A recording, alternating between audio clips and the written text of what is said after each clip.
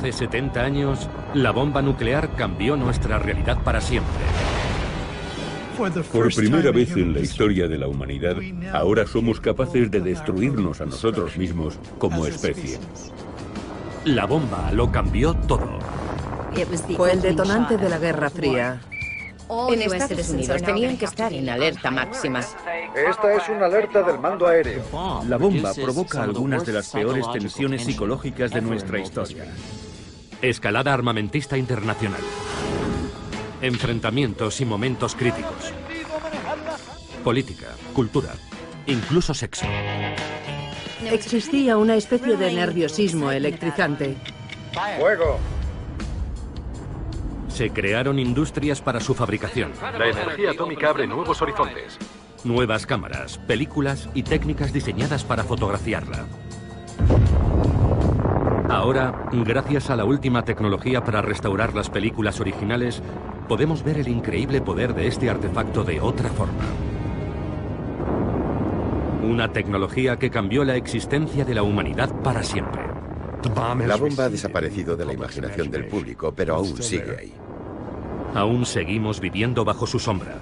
A todo el mundo le afecta, es imposible esconderse. Es un problema medioambiental, es un problema político, es un problema moral. Es el problema más importante al que nos enfrentamos. La bomba.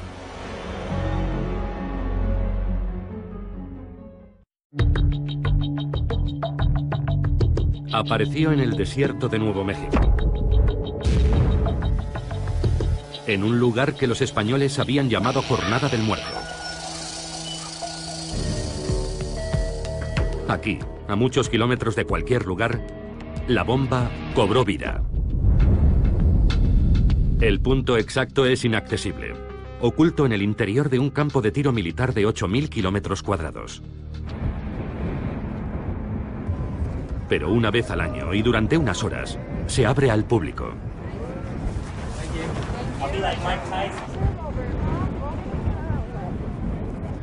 Los visitantes llegan de todas partes, como peregrinos a un santuario, para posar en el punto exacto donde comenzó la era nuclear. Aquí comenzó la era moderna. Es eso, un punto de inflexión. Es la zona cero, donde ocurrió todo. Sí, eso lo cambió todo. La bomba, que se probó aquí hace 70 años, convirtió la noche en día y colocó al mundo en un camino nuevo y peligroso. Fue el comienzo de más de 1000 explosiones nucleares a lo largo de 5 décadas. Prueba tras prueba, en paisajes desiertos e islas diminutas. Una guerra fría que conduciría al mundo al borde del abismo, produciendo un gigantesco arsenal de bombas, la mayoría de las cuales podrían destruir en un instante una ciudad y mucho más. 60.000 armas nucleares entre Estados Unidos y la Unión Soviética. Si algo hubiera salido mal, las consecuencias habrían sido catastróficas, no solo para una u otra nación, para toda la humanidad. Tan trascendente como el descubrimiento del fuego, la bomba marca una línea divisoria entre todo lo que existió antes y todo lo que llegó después. La guerra nuclear podría ser el fin de la civilización. Fue un cambio milenario en la historia de la humanidad. El mundo estaba amenazado.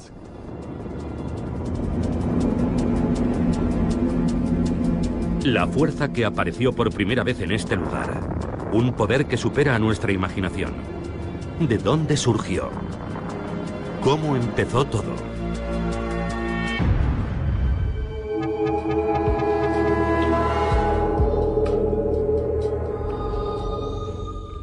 La comprensión sobre el funcionamiento del mundo sufrió una auténtica revolución.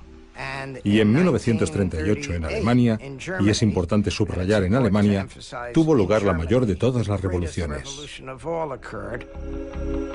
En Berlín, dos químicos alemanes, Otto Hahn y Fritz Strassmann, descubren que el uranio bombardeado con neutrones crea una nueva sustancia, el bario. No tienen ni idea de por qué, pero una amiga, la física Lise Meitner, se da cuenta rápidamente. Han dividido el átomo de uranio. lo que ella llama la fisión nuclear. Meitner publica sus conclusiones en la revista Nature. La noticia empieza a difundirse entre la comunidad internacional de físicos. Las implicaciones del descubrimiento fueron evidentes para todos los físicos. Con una pequeña cantidad de material podías producir una cantidad enorme de energía. El momento no podía ser peor. La Alemania nazi se encuentra en su punto álgido. Adolf Hitler está a punto de iniciar la Segunda Guerra Mundial.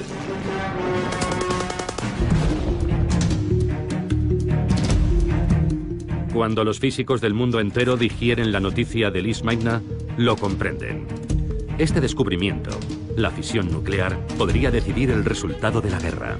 El uranio es fisible, bombardeado con un neutrón, produciendo una enorme cantidad de energía. Mucha energía. según la ecuación de Einstein. E igual a mc². Cualquier físico sabía En todo el mundo. que podía construirse una bomba atómica Por los nazis. El descubrimiento se había realizado en Alemania y Alemania tenía muy buenos físicos. Tal vez Hitler esté fabricándola. La amenaza de que Alemania consiguiera la bomba antes era inconcebible. Quizás sea una carrera con los alemanes. De momento, la carrera solo existe en la mente de los científicos. Nadie más entiende el peligro de una bomba que todavía no existe. El físico Leo Szilard está convencido de que la única forma de detener a Hitler es conseguir la bomba antes que él. Szilard escribe una carta, una advertencia sobre el peligro de la bomba atómica nazi. Szilard pensó que la mejor estrategia era conseguir que Einstein, el famoso científico, firmara una carta para el presidente Roosevelt para que se pusieran en marcha. La carta de Szilard y la fama de Einstein logran su objetivo. El presidente Franklin Roosevelt autoriza un proyecto para investigar con uranio.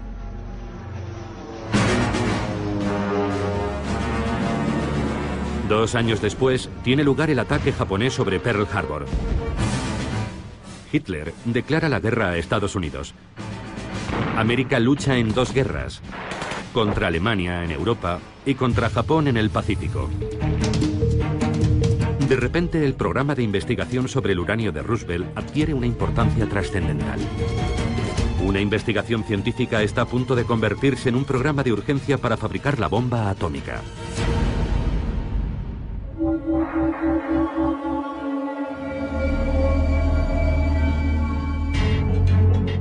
La bomba tenía sus raíces en muchos lugares, todos ellos controlados por el Cuerpo de Ingenieros del Ejército de Estados Unidos. En este edificio de Broadway, Nueva York, los ingenieros instalaron una oficina.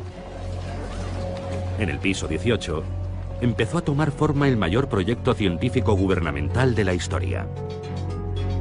Para mantener su verdadero propósito en secreto, el proyecto es bautizado igual que el distrito en el que está ubicado, Manhattan. Al final, más de 500.000 de personas habrían trabajado para el proyecto Manhattan. Y todas ellas serían dirigidas por este hombre, Leslie Richard Groves, ingeniero del ejército. Groves había dirigido la construcción del Pentágono y de los campos de internamiento para japoneses estadounidenses. Ahora espera impaciente un nuevo paso en su carrera, un destino en el frente del Pacífico. Pero Groves recibe una sorprendente orden de su superior. Tengo un proyecto para ti. Y Groves comprende de qué se trata. Oh, no, eso no. Groves esperaba ir al frente y está muy decepcionado. El desarrollo de una bomba imaginaria basada en unas partículas invisibles que quizá nunca funcione parece un callejón sin salida para su carrera. Pero haces lo que te dicen y lo haces con todas tus capacidades. Puso el pie en el acelerador y nunca lo levantó. Pero antes negoció un ascenso. Les dijo, tendré que ser general. Los científicos no me respetarán si soy coronel. Y se pone manos a la obra. Viernes, día 1. Compra 1.200 toneladas de mineral de uranio. Sábado. Negocia la calificación especial de máxima prioridad para el proyecto. Lunes. Se reúne con Vannevar Bush, el asesor científico del presidente. Miércoles. Viaja a Tennessee. Compra 56.000 acres de tierra para sus fábricas. Después visita universidades y se reúne con científicos. Columbia, Harold Urey. Universidad de Chicago, Arthur Compton. Berkeley, California, Ernest Lawrence. Y de vuelta a Washington. Groves ha puesto en marcha el que se convertirá en un vasto complejo industrial, en menos de 2 meses. Solo falta una cosa, la bomba. Pasarán años antes de que el combustible de uranio esté listo para la bomba. El combustible de uranio se obtiene en diminutas partículas. Pero cuando esté listo, Groves necesitará un diseño de bomba que funcione. Y para eso, necesita científicos. Ya ha conocido a muchos en Columbia, Chicago, Berkeley. No hay duda de que son muy inteligentes, pero él no los soporta. Él es un militar y se produce un choque de culturas. Groves era un hombre muy inteligente y sabía mucho de muchas cosas, pero casi nada de física.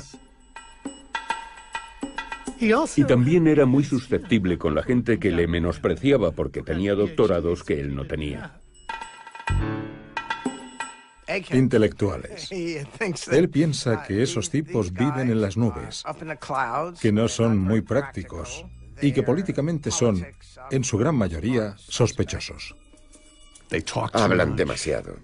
¿Qué pasa con la seguridad? Todo esto es alto secreto y ellos van chismorreando por todas partes. Tendrá que mantenerlos controlados. Groves necesita un científico con el que pueda trabajar. Alguien capaz de convertir las teorías en una bomba funcional. Y de dirigir un laboratorio. Y de manejar un equipo formado por las mentes más brillantes y caprichosas jamás reunidas en un solo lugar. Desoyendo el consejo de los físicos más veteranos de Estados Unidos, Groves elige a Robert Oppenheimer. ¿Oppenheimer? Oppenheimer dirigía seminarios para graduados de 15 personas, nada más. Ni un puesto de hamburguesas. Carecía de experiencia administrativa. El equipo de seguridad de Groves se oponía a Oppenheimer. Estaban horrorizados. Su mujer es comunista, su hermano es comunista, su cuñada es comunista. Aún así, el sensato general ve algo que le convence en este brillante soñador. Oppenheimer era muy bueno explicando las cosas. Y explicaba todo de una forma tan maravillosa y respetuosa al general Groves que éste simplemente quedó deslumbrado y pensó, este es mi hombre. Fue una decisión brillante y muy perspicaz. Oppenheimer comprendía mejor que nadie lo que se necesitaba hacer. Y Oppenheimer vio en Groves algo absolutamente esencial. La habilidad de Groves para conseguirle todo lo que deseara. Cualquier persona, cualquier recurso, lo que fuera. El general Leslie Groves y el doctor Robert Oppenheimer, aun siendo completamente opuestos y cada uno de ellos un virtuoso a su manera, juntos estaban hechos para este momento. Estaban muy unidos y ambos vieron en el otro lo que yo llamo su camino a la inmortalidad.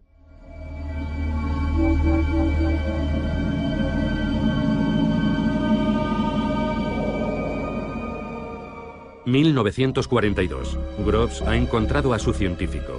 Ahora necesita un tipo especial de uranio, el 235, el único material que puede producir una explosión atómica.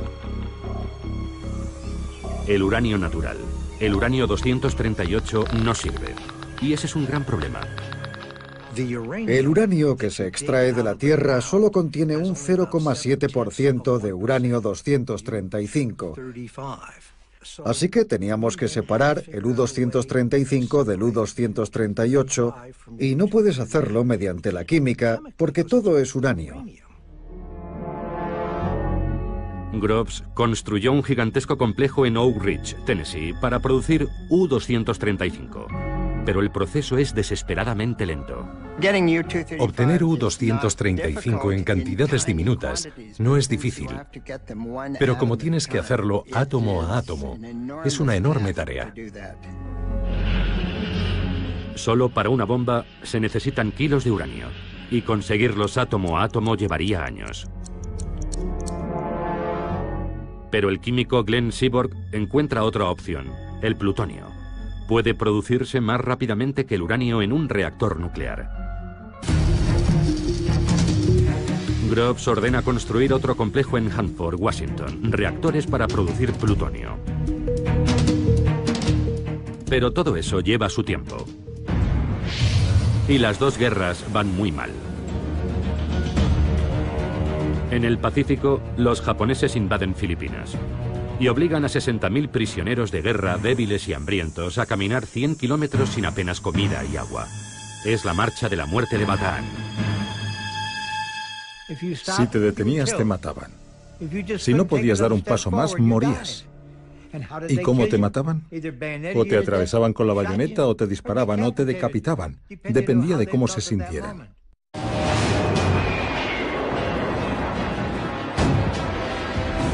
La guerra con Alemania también va mal.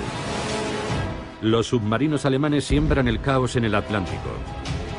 Los ejércitos de Hitler ocupan Europa, el norte de África, y están machacando a la Unión Soviética. Y nadie sabe lo cerca que pueden estar los nazis de conseguir la bomba atómica. Groves está obsesionado con una pregunta. ¿Qué traman los alemanes? Los nazis ya han comenzado a cometer atrocidades innombrables. Si Adolf Hitler consigue la bomba, será imparable.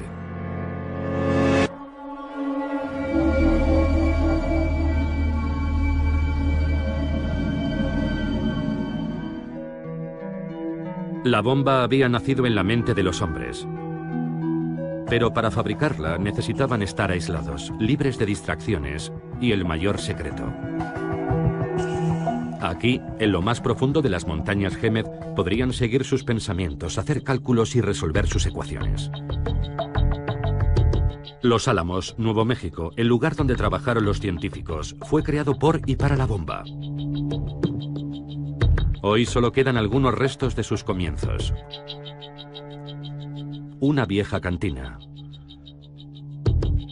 Barracones del ejército. La casa de Robert Oppenheimer. Y el edificio principal de lo que antaño fue un colegio privado para chicos. En 1942, Oppenheimer le dice a Groves que este es el lugar perfecto para el laboratorio secreto. En lo alto de una colina, en medio de un bosque nacional, con tan solo una línea telefónica conectada al exterior. Está aislado. Mantendremos a esos científicos lejos de todo a lo que están acostumbrados y así podremos vigilarlos. Y cerraron el colegio. ¡Bum! Podemos empezar ya. Oppenheimer debe convencer a algunos de los mayores talentos de Estados Unidos para que se trasladen a un lugar en mitad de la nada, a vivir tras las alambradas durante un tiempo indefinido. Un buen vendedor debía convencerlos para que fueran a los Álamos, y a Oppenheimer se le daba muy bien. Al final serían miles los reclutados para trabajar en la bomba. Hal Bell era ingeniero aeronáutico. Lily Horning y su esposo Don eran científicos. Para todos, su incorporación al proyecto empezó con una conversación críptica y misteriosa. Había un comandante detrás del escritorio y dijo: tengo un trabajo muy elitista para vosotros, solo aceptamos voluntarios. Cuénteme más. Y dijo: no puedo. A Don le preguntaron: ¿te gustaría tener otro trabajo? Y dijo: cuéntame un poco más. Y él contestó: no puedo. Dígame dónde sería. No puedo. ¿En qué parte del país? ¿Norte, sur, oeste? No, no puedo decirle nada. Le pregunté: dígame lo que haría. No puedo. Yo le dije: si cree que voy a presentarme voluntario, está loco. No voy a arriesgar mi futuro por algo de lo que no sé absolutamente nada. Es ridículo. Y me dijo: Horning, ¿has visto esos carteles en la oficina de correos en los que el tío Sam te señala con el dedo?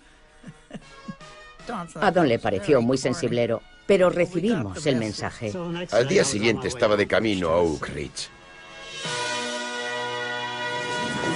Sin embargo, incluso en mitad de una emergencia nacional como aquella, algunos activos son ignorados. Las mujeres de los Álamos llevaban los colegios, las bibliotecas, hacían gran parte de los cálculos, pero aquel era un entorno masculino. Algunas mujeres trabajaban como mecanógrafas y operadoras. Pero entre los más de 400 científicos, menos de 10 eran mujeres. Lily Horning era una de ellas. ¿Eres rápida escribiendo a máquina? Les dije, yo no escribo a máquina. ¿Y por qué crees que puedes trabajar aquí? Les dije que era licenciada en química con una maestría y un año de experiencia. Al final me ofrecieron un trabajo en el departamento de química. Cogieron a algunas mujeres, pero dejaron muy claro que no estábamos en la primera categoría. La primera lección que recibían era mantener el secreto. Oficialmente, Los Álamos no existe. Se llama Sitio Y, o La Colina. Y la bomba solo es nombrada como el artefacto. Solo necesitas saber lo suficiente para hacer tu trabajo, nada más. Y no hagas preguntas acerca de ninguna otra cosa. Todo era alto secreto, haz lo que te dicen. No me dieron ninguna información preliminar. Ellos sabían perfectamente quién era yo y por qué estaba allí. Y eso era más de lo que yo sabía. Yo apenas sabía nada del proyecto. Había oído algunos rumores acerca de que allí se construían globos, submarinos. No se hablaba de bombas, átomos, uranio. No hablabas de nada. Mi mujer no sabía lo que hacíamos. Oak Ridge, donde se produce el uranio, se había creado prácticamente de la noche a la mañana. Un año antes, esa ciudad solo era una granja. Y de repente había una gran ciudad con 70.000 habitantes, casas, calles. Los Álamos, Nuevo México, estaba mucho más aislado y menos desarrollado. Hugh Bradner, uno de los científicos de Los Álamos, tiene una cámara de cine. Las películas caseras de los Bradner nos ofrecen un valioso testimonio de la vida en Los Álamos. Su valor es extraordinario porque no existen más películas. Es una visión del interior de la instalación más secreta del mundo, en lo más profundo del lejano oeste.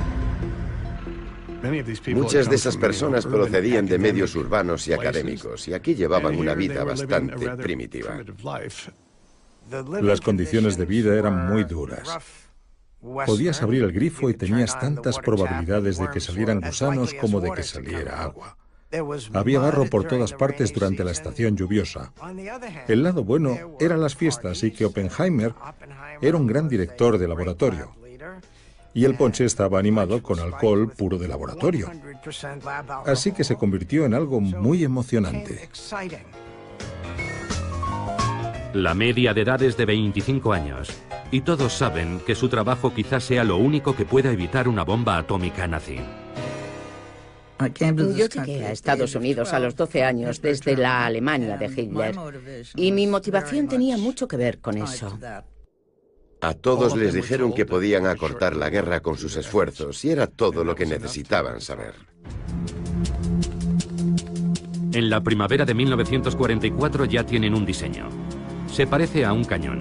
Una pieza de uranio fisible se dispara contra otra pieza, logrando una masa crítica y la explosión nuclear. Es muy simple, pero no hay combustible suficiente para probarlo.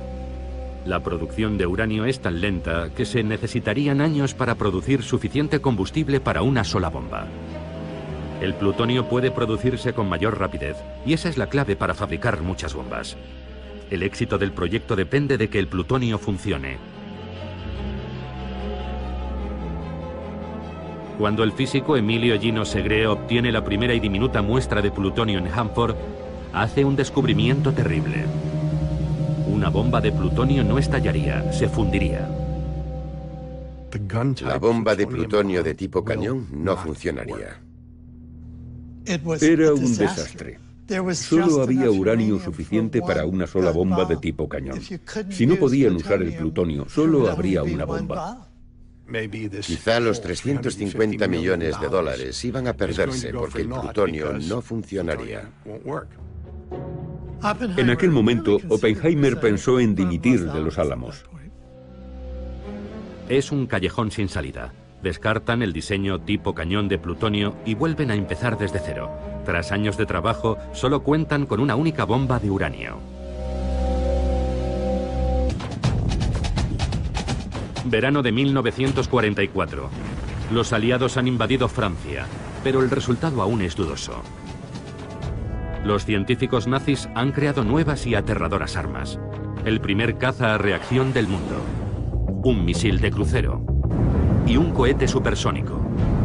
Los nazis podrían estar muy cerca de conseguir la bomba atómica. Trabajaban en ello, pero no sabíamos lo cerca que estaban de conseguirlo. Si la conseguían antes, la guerra estaba perdida. En Los Álamos tienen una posible nueva forma de usar el plutonio. La implosión. Normalmente una explosión es hacia afuera. Esta vez iban a presionar una esfera de plutonio y a comprimirla. Coger una esfera de plutonio y usar explosivos para comprimirla podría ser imposible, pero es su única esperanza. Aquel era el mayor problema en Los Álamos. ¿Cómo hacer que el plutonio funcionara? Reorganizaron el laboratorio creando un programa para la implosión. Para solucionar el problema, traen desde Harvard al químico George Kistiakowsky. Kistiakowsky pasará el resto de 1944 y mucho más tiempo intentando desesperadamente que la implosión funcione. La implosión resulta ser un proceso complejo y desalentador, y Kistiakowsky y su pequeño equipo no logran avanzar. Entonces piden ayuda a los británicos, que envían algunos de sus mejores científicos. Groves quería que fueran investigados por posibles infracciones contra la seguridad. Los británicos dijeron, no es necesario, nosotros nos ocupamos. Entre los recién llegados se cuenta un silencioso y extraño refugiado alemán. Su nombre es Klaus Fuchs. Era un físico muy bueno. Hizo sugerencias interesantes y era muy colaborador. Pero era un tipo raro. Yo me sentía incómoda. Aunque nadie parecía saberlo, además de ser brillante y extraño, Klaus Fuchs es un comunista entregado. Pocos años después, su paso por Los Álamos volvería para atormentar a Groves y a Oppenheimer.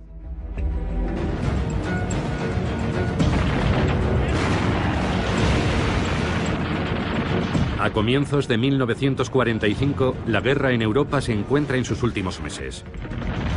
La Alemania nazi está siendo aplastada por estadounidenses, británicos y franceses en el oeste, y soviéticos en el este. En Los Álamos, el diseño de la bomba de uranio de tipo cañón está terminada, y solo falta el uranio. En verano habrá suficiente para una sola bomba. En cuanto a la bomba de plutonio, siguen trabajando en la implosión.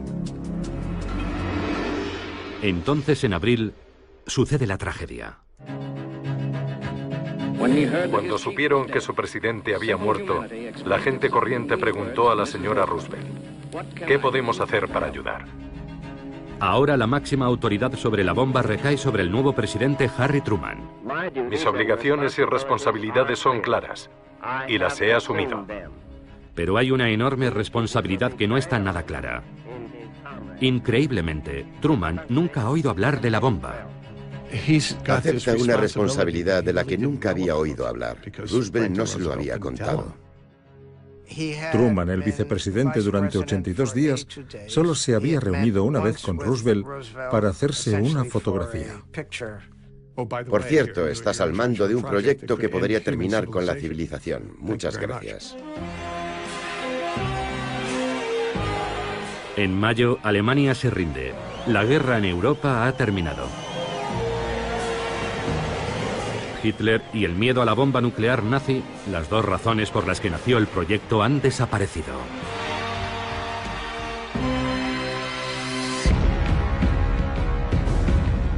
Pero en el Pacífico la guerra contra Japón sigue siendo feroz.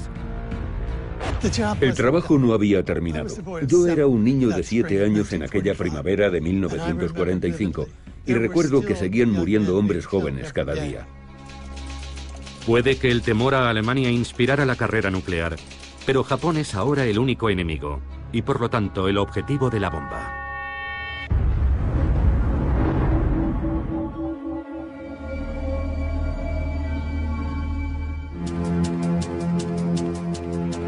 La primera bomba se llamó el artefacto.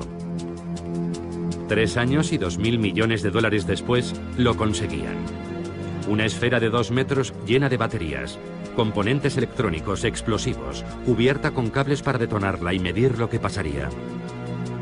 En su interior, una esfera de plutonio del tamaño de una naranja, el núcleo. Si funciona, el mundo nunca volverá a ser el mismo.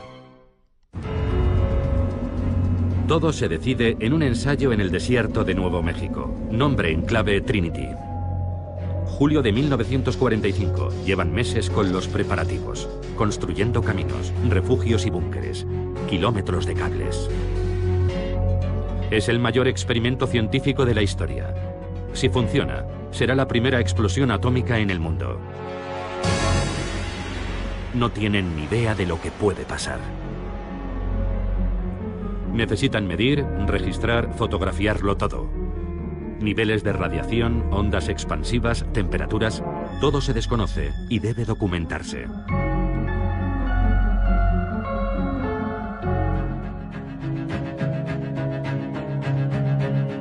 A miles de kilómetros, en Potsdam, Alemania, el presidente Truman negocia con Stalin. ¿Esconderá un as atómico en su manga? Todo depende del ensayo Trinity. Mientras, en Nuevo México, George Kistiakowsky ha descubierto un problema. Todo indicaba que la bomba sería un fracaso. Mientras lo vertían, el explosivo se había recalentado y podían haberse formado burbujas en su interior. Kistiakowsky decidió rellenar esas burbujas con explosivo líquido. Kistiakowsky tenía que agujerear el explosivo y rellenar cuidadosamente cada burbuja. El resultado dependía de su trabajo y no podían saber si funcionaría. Se realizó un ensayo el 14 de julio, una prueba con explosivo real que salió muy mal. Aquello hizo que todos se preocuparan aún más. El tiempo se agota. Lo único que pueden hacer es seguir y cruzar los dedos. Suben la bomba hasta lo más alto de una torre de acero de 30 metros. Colocan colchonetas debajo por si acaso. Miles de personas y años de trabajo corren peligro. La última pieza crucial, el núcleo de plutonio del tamaño de una naranja, una caja de 350 millones de dólares que es trasladada en coche desde Los Álamos. En Potsdam, Truman espera. La prueba está programada para esa misma noche. Empezó a llover y tuvieron que posponer la prueba. Había mucho nerviosismo. Casi todos los presentes tenían un nudo en el estómago por todos aquellos circuitos electrónicos. Había 1 millón de cosas que podían salir mal. El tiempo empeora, pero Groves se niega a rendirse. Y Groves se convierte en su propio meteorólogo y decide realizar la prueba a las 5:30. Parecía que podía aclarar lo suficiente para realizarla. Estaba empezando a amanecer. Oímos la cuenta atrás. 16 de julio de 1945. 3 años. Cientos de miles de personas. El futuro de Groves y Oppenheimer. Sus carreras están en juego. Se han gastado 2.000 millones. Ciencia teórica. Un presidente esperando.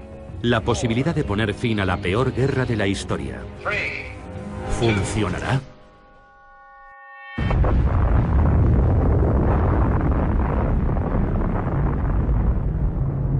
El mundo nunca volverá a ser el mismo. Ninguno de los allí presentes lo olvidará jamás. No podía creer que lo hubiera visto con los ojos cerrados. Fue la visión más increíble que he visto en toda mi vida. Al principio era de un resplandeciente color blanco y amarillo. Después cambió a rojo, naranja, púrpura, azul. Yo estaba allí de pie con la boca abierta. El ingeniero Jack Abbey había llevado su cámara. Abrí el diafragma al máximo.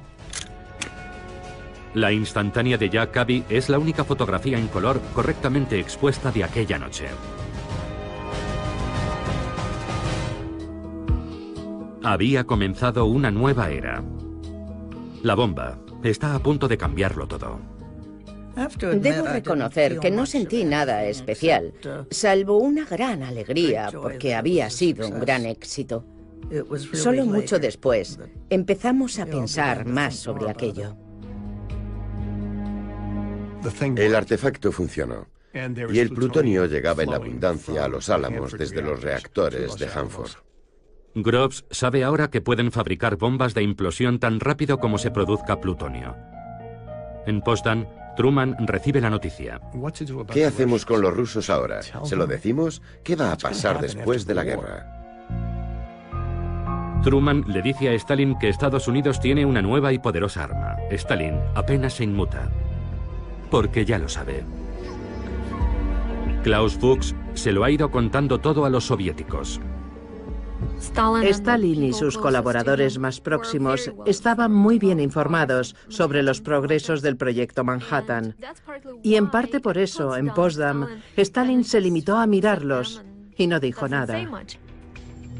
De regreso en Estados Unidos con la bomba convertida en realidad, algunos científicos comienzan a tener dudas acerca de su utilización. Leo Szilard, quien había alertado sobre la bomba nazi, envía una petición al presidente pidiéndole que piense en las implicaciones morales. Creo que los científicos estaban divididos a partes iguales, a favor y en contra de la bomba. A los científicos también les preocupa que el empleo de armas nucleares pueda poner a Estados Unidos en peligro después de la guerra, alentando a Stalin a fabricar su propia bomba. Pensaban que si se usaba la bomba podría precipitarse una carrera armamentista nuclear con los soviéticos. Algunos científicos piden que se haga una demostración con la bomba para dar a los japoneses la oportunidad de rendirse. Pero para los japoneses, la rendición no parece ser una opción.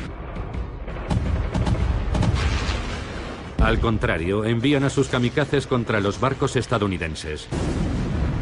Batalla tras batalla, sus soldados prefieren inmolarse antes que ser capturados. Estados Unidos comienza a atacar sus ciudades con bombas incendiarias.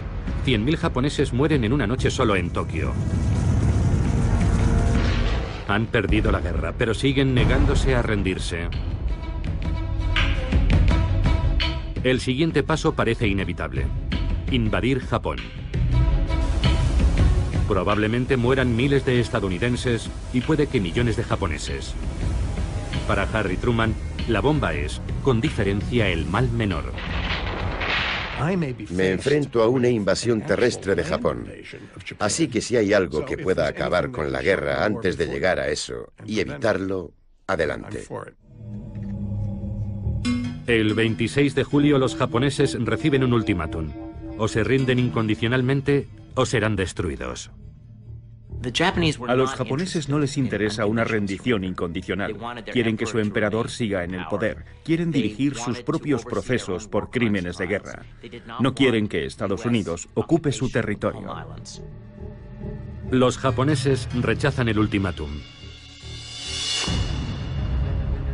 Es entonces cuando todas las piezas comienzan a encajar. Unos líderes japoneses incapaces de detenerse. Un proyecto de $2.000 millones en la carrera por fabricar la bomba atómica. Y un presidente enfrentado a una guerra terrible que ve una alternativa.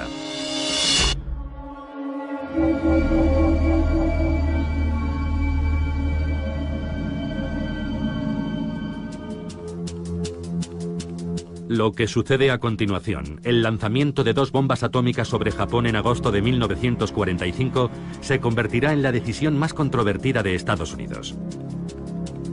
Increíblemente, 70 años después, las evidencias sugieren que en realidad el presidente nunca dio la orden. Quizá una vez fabricada la bomba, fuera más difícil detenerla que lanzarla. Existe un debate acerca de si Truman autorizó realmente o no el uso de la bomba.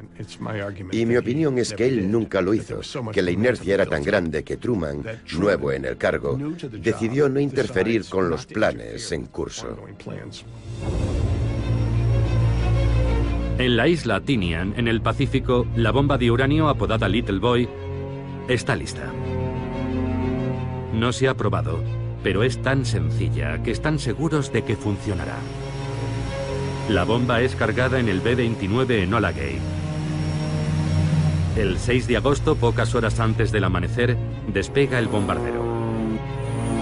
Volará 2.500 kilómetros a través de la noche. A las 8:15 de la mañana lanza la bomba sobre Hiroshima. La bomba es ahora dueña de su destino. Cuando llega a los 600 metros, explota. La bola de fuego de 500 metros de radio alcanza una temperatura de 10.000 grados. Todo lo que está cerca de su centro se volatiliza. La onda expansiva destruye edificios, arrasándolo todo a su paso. Prácticamente todo, en un radio de 2 kilómetros, queda completamente destruido. Solo están en pie algunas estructuras de hormigón. Allá donde algo o alguien absorbe el calor, queda una sombra.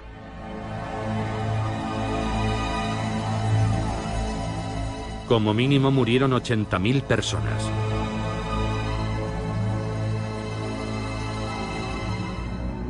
Otros bombardeos habían matado a más gente. La novedad de Hiroshima es lo fácil que ha sido. Un avión. Una bomba. A pesar de todo, incluso después de aquello, los japoneses no se rinden. La conmoción tras la primera bomba no fue suficiente. Al principio ni siquiera aceptaban que Hiroshima hubiera sido bombardeada. Los japoneses tenían su propio plan para acabar con la guerra. Mantenían conversaciones secretas con los soviéticos, con la esperanza de que los rusos rompieran su acuerdo con Estados Unidos. Querían una rendición condicional. 2 días después, la Unión Soviética declara la guerra a Japón. Las negociaciones que esperaba Japón para una rendición condicional están rotas. Aún así, sigue sin haber señales de rendición. El nivel de resistencia en el gobierno japonés era muy difícil de entender. Era muy grande. En Tinian, los soldados preparan la siguiente bomba, apodada Fat Man, mientras el presidente Truman se dirige a la nación. Si no aceptan nuestras condiciones, pueden esperar una lluvia de destrucción desde el aire como la que nunca se ha visto en esta tierra. El 9 de agosto despega un B-29 con la bomba Fat Man a bordo. El objetivo es Kokura. Pero las nubes ocultan Kokura y el avión cambia de rumbo hacia un objetivo alternativo. Miles de personas se han salvado gracias a la nubosidad. Otras morirán en su lugar. La segunda ciudad alcanzada por la bomba atómica no será Kokura, sino Nagasaki.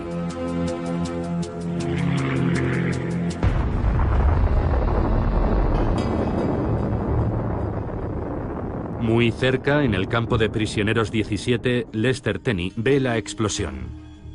Vimos elevarse una nube gigantesca. Fue algo extraordinario. Era como si tuviera un pedestal.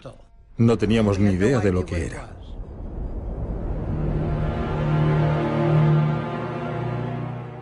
$70.000 personas murieron. Pero a pesar de la invasión soviética y las 2 bombas, los líderes japoneses seguían negándose a aceptar la rendición. Los rusos les invaden y aún así no se rinden. Cuando lanzan la segunda bomba, el emperador decide rendirse. Incluso entonces el ejército japonés se niega. Nada habla a favor de los japoneses. Nada. El emperador y sus consejeros despreciaban totalmente las vidas de los ciudadanos que se habían perdido. Les traía sin cuidado el sufrimiento que estaba padeciendo su pueblo. Mientras los líderes japoneses intentan tomar una decisión, Groves planea más ataques nucleares. Las órdenes relativas a las bombas son seguir usándolas en cuanto estén listas. Esa es una frase muy importante, es decir, lanzar otra bomba tras Nagasaki si es necesario, y otra bomba después de esa si es necesario, y otra después. Lanzarán bombas atómicas tan pronto como sean construidas, 3 o 4 al mes. Al final Truman dijo, basta. Ni una bomba más hasta que el presidente lo autorice. Por fin, un día después de Nagasaki, Japón acepta rendirse con una condición: conservar a su emperador. Esta tarde he recibido la rendición incondicional de Japón. Truman la acepta, pero la califica de incondicional. Esa era la esperanza de Japón, una rendición condicional para tener algo que decir en cómo sucedería. En el campo de prisioneros de guerra 17, los prisioneros notan que pasa algo, pero no saben qué. Lester Tenney hace un osado experimento: hablar con un guardia sin hacerle una reverencia. Si veías a un soldado japonés a 2 calles de distancia, tenías que detenerte, ir hacia él y hacer una reverencia. O te golpeaban. Yo salí y vi a un soldado japonés muy cerca. Me acerqué a él y en mi mejor japonés le dije: Konnichiwa, Tomodachi. Y no me paré ni le hice la reverencia. Él se puso en posición de firmes y 5 o 6 segundos después se inclinó ante mí. Se inclinó ante mí. La guerra ha terminado. La guerra había terminado. Así de fácil. El 2 de septiembre de 1945, Japón firma los documentos de su rendición. La Segunda Guerra Mundial ha terminado. La guerra había terminado. Nos sentimos muy aliviados. Es oficial, la guerra ha terminado y la victoria es nuestra.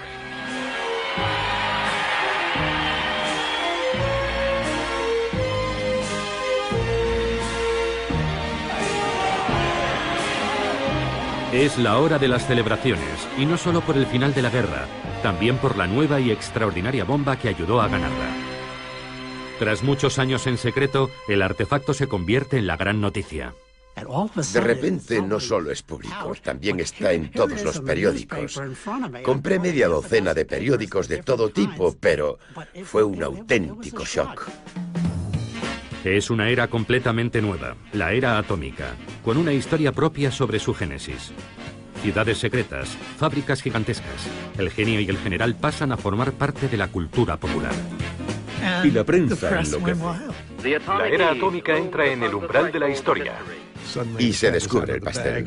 ¿Qué opina de la bomba a Japón? Era nuevo. Un invento americano. Jóvenes y brillantes científicos son llamados a filas. El laboratorio de los Álamos.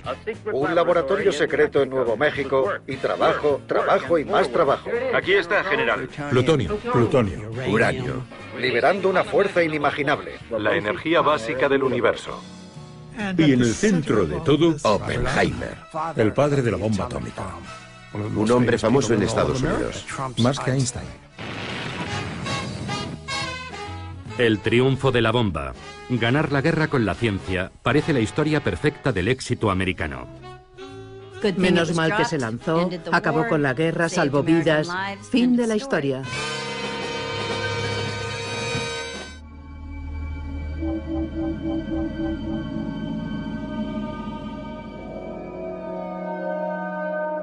La bomba parecía haber encontrado la respuesta a cómo acabar con la guerra, pero también había planteado nuevos interrogantes. La primera pregunta fue, ¿cuándo conseguirán los soviéticos una bomba? ¿Cuándo tendrán su bomba? A los que alertaron sobre el peligro de que Hitler fabricara la bomba, les preocupaba una carrera armamentista nuclear entre Estados Unidos y la Unión Soviética para fabricar las bombas más grandes y potentes. Pero era demasiado tarde. La carrera había comenzado cuando Stalin vio las fotografías de Hiroshima. De repente el proyecto sobre el papel se convirtió en realidad y las posibilidades destructivas de la bomba habían quedado claras. Los soviéticos se sentían muy vulnerables y aquello espoleó a Stalin. Tras los bombardeos de Hiroshima y Nagasaki, Stalin crea un programa urgente para crear un arma nuclear soviética. Los soviéticos tienen una inapreciable ventaja gracias al espionaje. No uno, sino 2 científicos de los Álamos eran espías. Klaus Fuchs, que era alemán, y otro estadounidense, Ted Hall, un estudiante de posgrado en Harvard. Disponer de 2 fuentes independientes en el interior de los Álamos fue un éxito increíble de su espionaje. Imaginemos cuando Apple estaba diseñando el iPhone y que los competidores de Apple tuvieran dos personas en la sala con Steve Jobs, observando el trabajo de Steve Jobs, intentando resolver los diferentes problemas y errores. No necesitarían cometer los errores de Jobs. Eso es lo que hace a Fuchs y Hall tan valiosos y extraordinarios en la historia del espionaje y en la historia de la ciencia. En Estados Unidos, nadie sabe lo cerca que están los soviéticos de conseguir la bomba.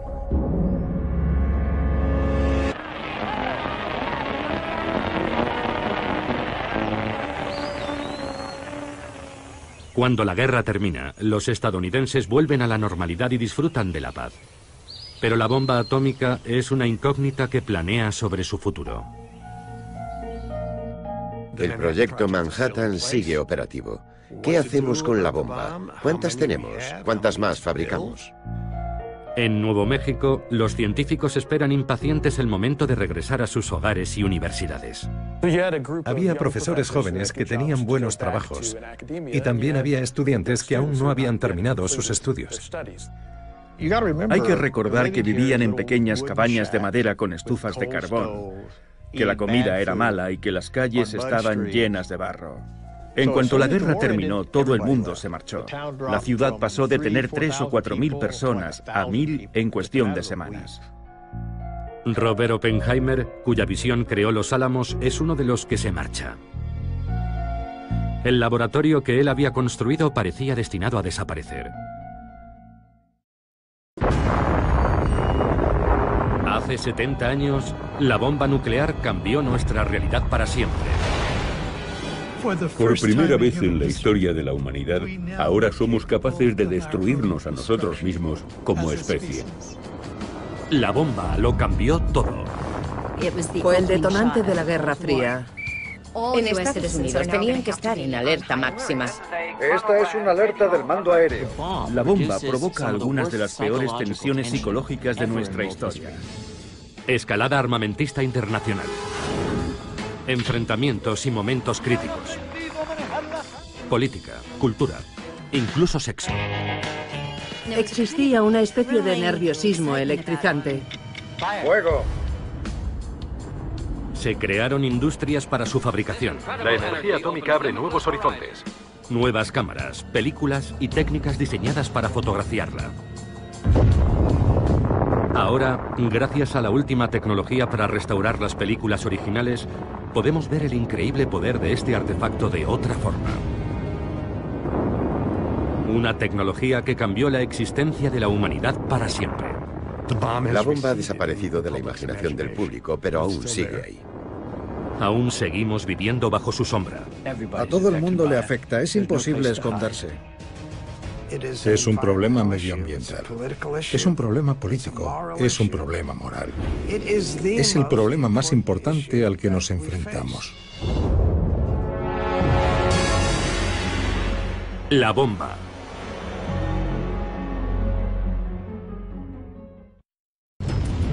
En el verano de 1945, Trinity, Hiroshima y Nagasaki abrieron la puerta a una nueva era. Pero no sería hasta un año después, en el verano de 1946, cuando un hecho crucial decidiría el futuro de la bomba. Estamos aquí para escoger entre los vivos y los muertos. En junio, en las Naciones Unidas, Estados Unidos ofrece al mundo un plan para deshacerse de la bomba atómica. 1. La fabricación de bombas atómicas debe detenerse. 2. Todas las bombas existentes serán destruidas en cuanto se firme el tratado. Estados Unidos renunciará a sus bombas atómicas si el resto de los países se compromete a no construirlas y aceptan las inspecciones. Es lo que se conocerá como confiar pero verificar. Los soviéticos se niegan a aceptar nada a menos que Estados Unidos desmantele su arsenal. La batalla para salvar a la humanidad de su propia destrucción sigue detenida. Es más tarde de lo que pensamos y aún no hay un acuerdo. El debate prosigue. En junio de 1946, la carrera armamentista nuclear está a punto de explotar. El tiempo se mide en segundos. 5, 4, 3, 2, 1... ¡Fuego! Pocas semanas después, una bomba atómica envía al fondo del océano a una gran flota de buques de guerra. Hoy, esos barcos siguen en el mismo lugar en el que se hundieron, en el atolón de Bikini.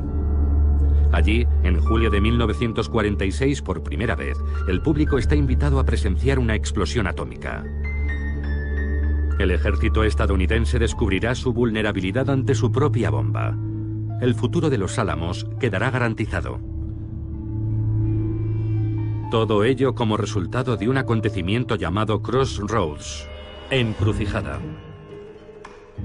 Crossroads es la idea de este hombre. Louis Strauss, o Strauss, como le gustaba que le llamaran. Una figura curiosa, un vendedor de zapatos que se había hecho muy rico. Era almirante de la Armada, aunque nunca había pisado un barco. Un político extremadamente ambicioso. Strauss está preocupado por la Armada. ¿Cómo afectará la bomba atómica a su futuro? ¿Qué teníamos en el país? Teníamos al ejército y a la marina. ¿Qué significa la bomba para ellos? Es lo que hay que tener, el arma decisiva. Todos la quieren. Pero solo la tiene la Fuerza Aérea, que en 1946 sigue formando parte del ejército. Para la gente la Armada estaba obsoleta y la Fuerza Aérea controlaría cómo se ganan las guerras. El argumento en la Marina durante la Guerra Fría era: la Unión Soviética es nuestro adversario, el ejército es nuestro enemigo. Louis Strauss cree tener la respuesta para el problema de la Marina. Un ensayo nuclear para demostrar que los buques de la Armada pueden sobrevivir a las bombas atómicas. La Operación Crossroads. Una especie de competición entre la Marina y el ejército. Los bombarderos de la Fuerza Aérea intentarían hundir los buques de la Marina. La primera baja en esta contienda es Leslie Groves. La Marina, no Groves, estará al mando de la Operación Crossroads. Harán la prueba en mitad del Océano Pacífico, en la pequeña isla de Bikini. La Marina desaloja a los habitantes y reúne a la flota que hará de blanco. 90 barcos capturados a alemanes y japoneses y excedentes de Estados Unidos serán bombardeados. Habrá 3 explosiones: Able, Baker y Charlie, una aérea y 2 submarinas. Crossroads es una operación gigantesca. $100 millones, 42.000 hombres y 240 barcos, sin contar los barcos Diana, instrumentos, cámaras, cámaras y más cámaras. Películas, kilómetros y kilómetros de película. Animales para que los médicos puedan estudiar los efectos de la bomba en seres vivos. Y reporteros de todo el mundo. Una demostración, un espectáculo. Al final todo está listo. Ha llegado el día de Able. 1 de julio de 1946. Comienza el espectáculo. El bombardero El Sueño de Dave ruge al despegar. Para la primera prueba, Able se lanzará la bomba desde un avión. La escotilla de lanzamiento se abre. El avión se aproxima y lanza la bomba.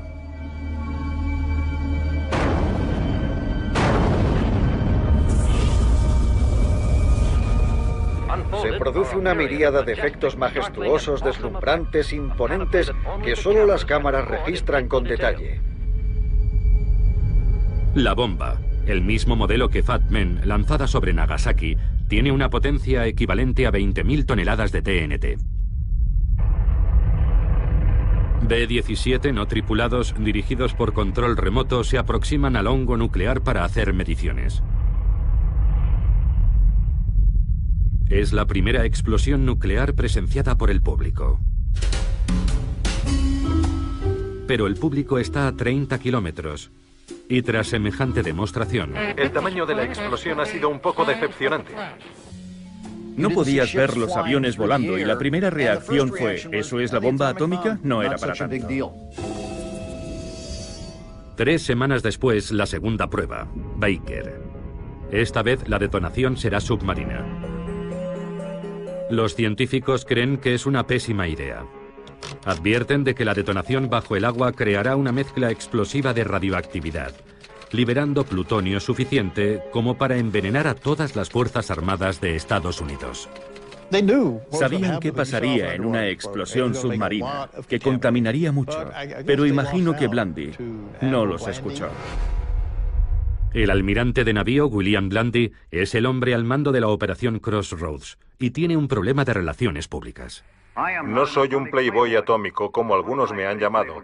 No lance esas bombas por capricho personal. Para muchos es un despilfarro. La bomba no iniciará una reacción en cadena en el agua, convirtiéndola en vapor y dejando a todos los barcos en el fondo de los océanos. Hubo una presión tremenda por parte de la Marina para convencer al público de que la prueba merecía la pena. El atolón Bikini y el día Baker. La explosión submarina de la quinta bomba atómica. La bomba y los instrumentos están preparados. A bordo del buque de lanzamiento están en máxima tensión. 5 circuitos de radiocontrol provocarán la detonación en este preludio de la guerra de los botones. 3, 2, 1, fuego.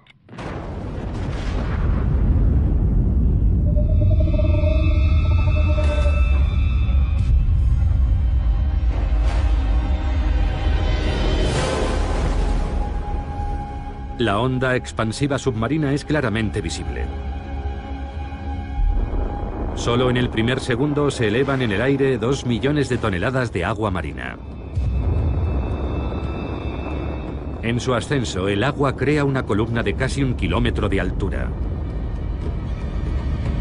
Después, vuelve a caer. El agua que cae del cielo provoca un muro similar a la nube de agua que se crea en la base de una catarata. La avalancha de casi 300 metros de altura cubre por completo los barcos Diana. Nadie había visto nunca nada parecido. La potencia brutal y la magnitud de una bomba atómica. Pero hasta ese momento los resultados parecen muy buenos para la Marina. 75 buques han sobrevivido, hundiéndose menos de 20. La Armada sentía que había superado la prueba y Blandy dijo, la Armada puede resistir la bomba atómica. La Armada planea llevar marineros a los barcos y regresar triunfalmente con ellos a Estados Unidos. Pero hay un problema. Al principio los daños parecían escasos, pero luego la historia cambió. La ola de 300 metros que había empapado los barcos era altamente radiactiva. Los barcos están contaminados. Los contadores repiquetean violentamente. La zona está llena de mortíferos rayos gamma, neutrones y otros rayos letales, y no existe protección contra el terrible asesino invisible. Al principio, la Marina simplemente no puede creerlo. No puedes oler la radiación ni sentirla, y aquellos marinos de la Armada volverían a sus barcos sobreviviendo a la bomba. No tienen ni idea de qué hacer a continuación. La ignorancia era absoluta. No existía ningún plan real de descontaminación. Intentan limpiar los barcos con agua marina a presión. El problema es que esa agua marina es extremadamente radiactiva. Y cuando los marineros vuelven para cambiarse de ropa, contaminan sus propios barcos. Stafford Warren, doctor de la Marina y oficial al mando de la protección radiológica, intenta cancelar la operación. Stafford Warren no quiere que los marines vuelvan a los barcos, pero es muy duro enfrentarse a toda la Marina de Estados Unidos. Desesperado, Warren saca un pez de la laguna y lo coloca encima de un trozo de película fotográfica. El pez es tan radiactivo que él solo vela la película. La luz es por la exposición de la película a la radiación. Finalmente, el almirante Blandy y la Marina se convencen. La operación Crossroads se suspende. Fue el primer desastre nuclear de la Tierra. Solo 9 barcos pudieron ser descontaminados con éxito. El resto fueron remolcados y hundidos deliberadamente.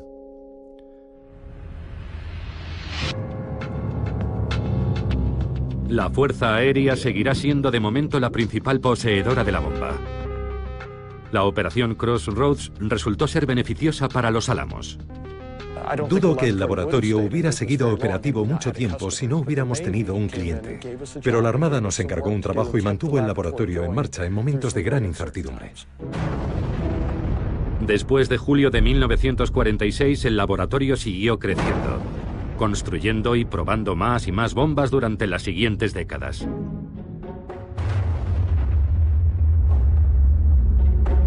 Crossroads también se convirtió en parte de la cultura popular. Incluso hoy, el lanzamiento Baker continúa siendo la imagen más duradera del poder de la bomba atómica.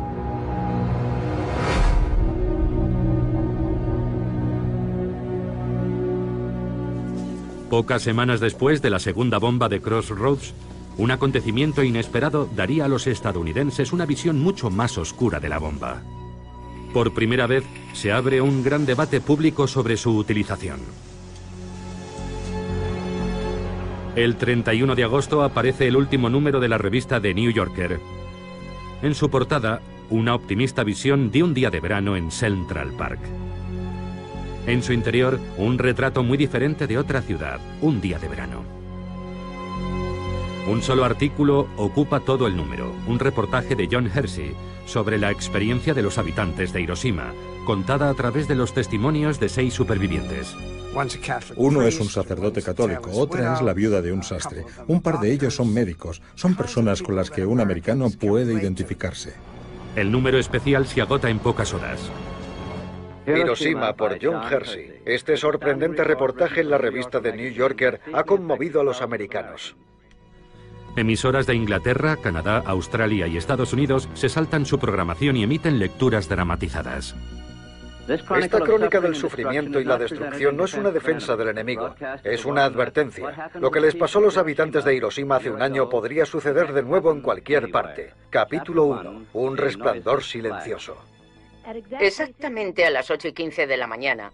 Nadie había visto nunca las consecuencias de una bomba nuclear, y el conocimiento de lo que aquello había significado no se comprendió realmente hasta mucho tiempo después. En agosto de 1946, un año después de Hiroshima, un ensayo ofrece al mundo una perspectiva completamente nueva sobre la bomba. Las consecuencias son enormes. El libro hace que la gente comience a replantearse su opinión sobre las bombas nucleares. Pero las armas nucleares son ahora el elemento clave para la seguridad del país. Truman y sus asesores empiezan a pensar que el armamento nuclear puede ser la base de la diplomacia. Al exsecretario de Guerra, Henry Stimson, le preocupa que los estadounidenses comiencen a oponerse a las armas nucleares. Y escribe una respuesta al reportaje de The New Yorker justificando el uso de la bomba. Cuenta que había 2 opciones, usar la bomba o invadir Japón. Y ese es un planteamiento falso. Había otras alternativas, tanto a la bomba como a la invasión. ¿Se habría rendido Japón si no se hubiera usado la bomba atómica? Es imposible contestar. No se puede reescribir la historia. Si Truman no hubiera usado la bomba, ¿por qué no lo hizo? ¿Mi hijo murió porque tú no usaste la bomba? Un avión americano ha lanzado hoy en tierra. El debate ha continuado hasta hoy. La única certeza es que la vida en la era atómica resultó ser mucho más complicada de lo que se creía cuando apareció la primera bomba atómica.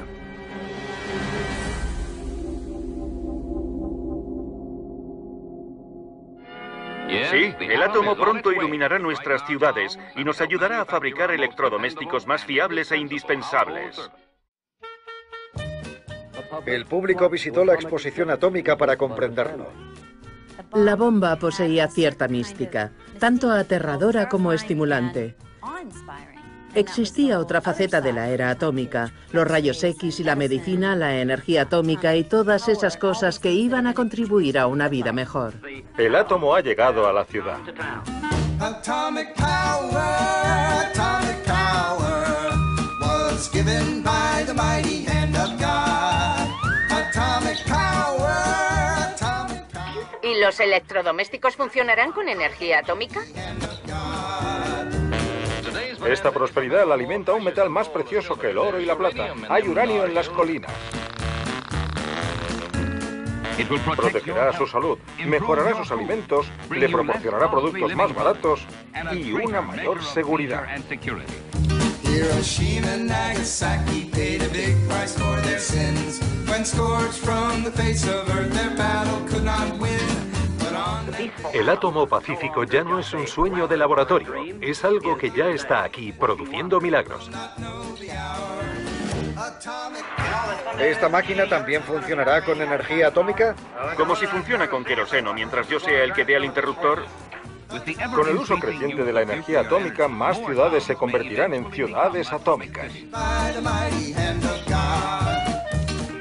Una parte de la primera era atómica sigue hoy igual de fuerte. ¿De dónde viene el bikini?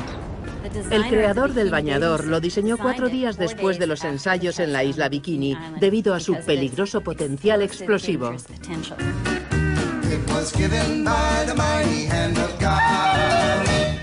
Mientras el país se adapta a la vida en la era atómica, los científicos de la primera ciudad atómica trabajan en la actualización del artefacto que supuso el comienzo de todo.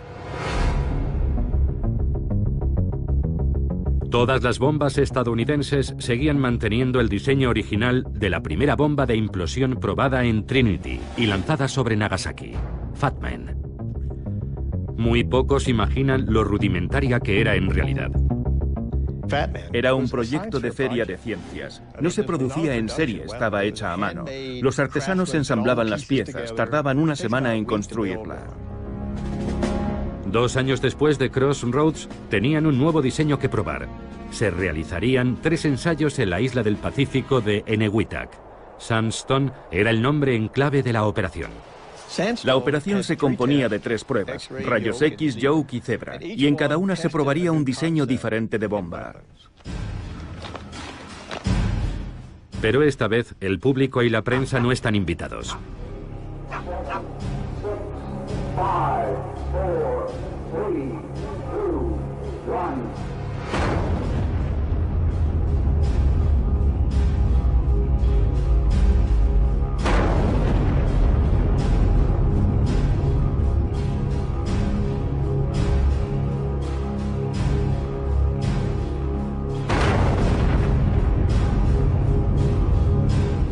Sandstone es el final de una era.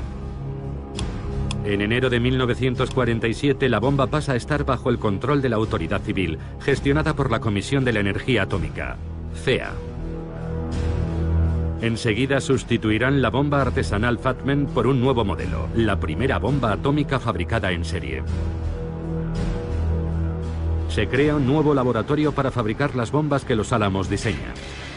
Es el comienzo del complejo armamentístico nuclear estadounidense, un gigante industrial que va a dirigir la fabricación de bombas y los ensayos nucleares durante décadas, a través de las diferentes administraciones y hasta el final de la Guerra Fría.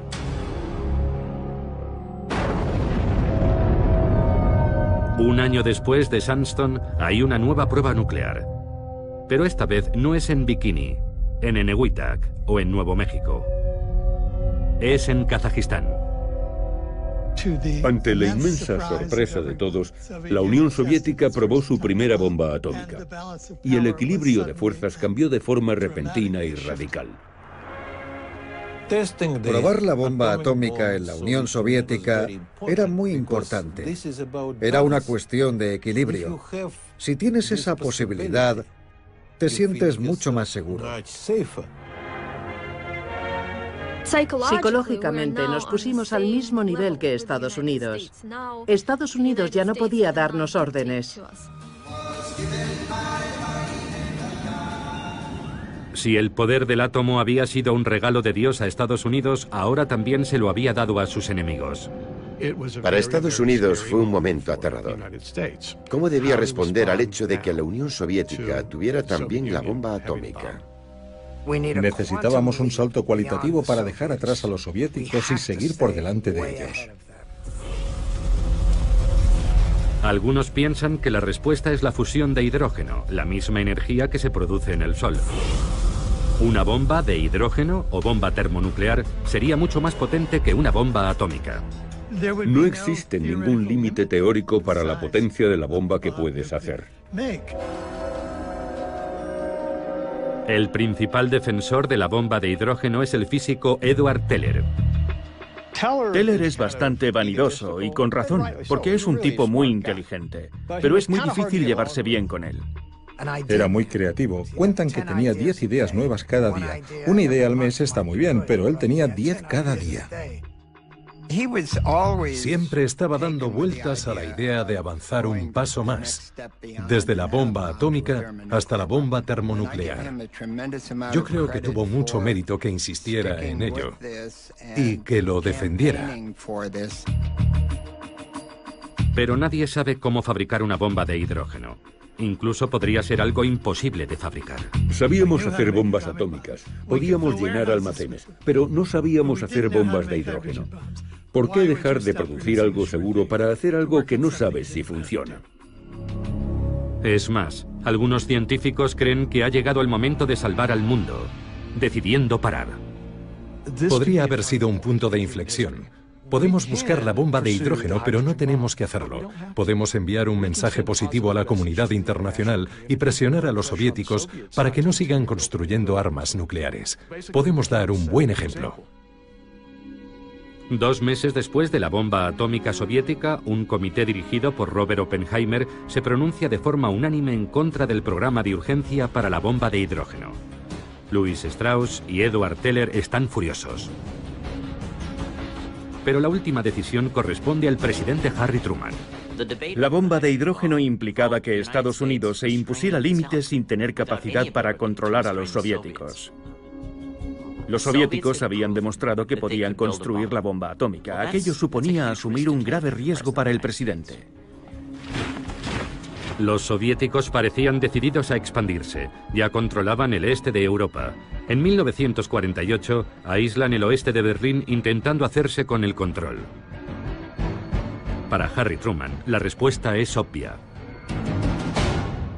La contención. Contener a la Unión Soviética, impedir su expansión, impedir que crezca o que consiga más influencia, porque si no lo hacemos avanzarán y avanzarán hasta que los tengamos en nuestras cocinas. Tenemos que avanzar en nuestro trabajo con otros países y reforzar nuestras defensas comunes. Nos une nuestro odio a la esclavitud comunista. A finales de enero de 1950, Truman anuncia que Estados Unidos fabricará la bomba de hidrógeno. Truman decide responder con un arma más potente y destructiva. Es el comienzo de la carrera armamentista. Es el comienzo de una escalada que durará décadas. Pocos días después de que Truman aprobara la bomba H, el físico Klaus Fuchs, que había trabajado en Los Álamos, es detenido por espionaje. Se sugiere que el sistema tiene filtraciones y hay que tapar esas fugas. Fue una conmoción. Era uno de los principales acontecimientos que condujeron a la era del macartismo y del peligro rojo.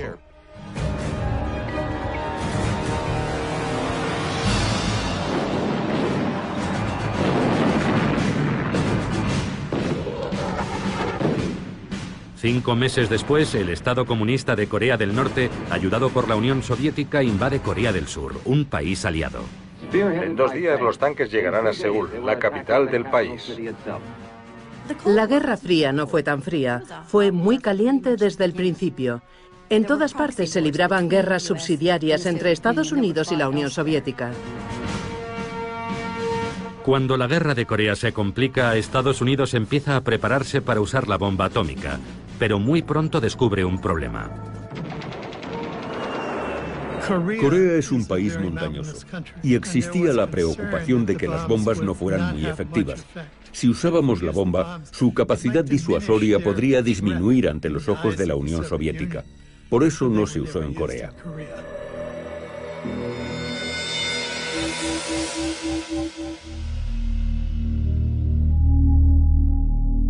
La guerra de Corea se eterniza y los soviéticos siguen haciendo pruebas atómicas con bombarderos.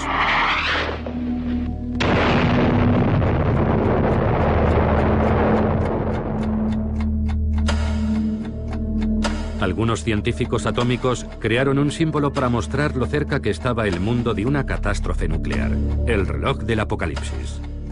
Al principio, la aguja se colocó a 7 minutos de la medianoche. Pero con la carrera armamentista nuclear acelerándose, se vuelve a colocar a 3 minutos de la medianoche. 3 minutos para el desastre global. Con la amenaza de los bombarderos soviéticos cargados de bombas atómicas, los americanos tienen que acostumbrarse a la nueva realidad. Pueden atacarnos en nuestra propia casa. La línea del frente es el jardín de tu casa. Tienes que saber cuidar de ti mismo. ¿Y cómo se hace?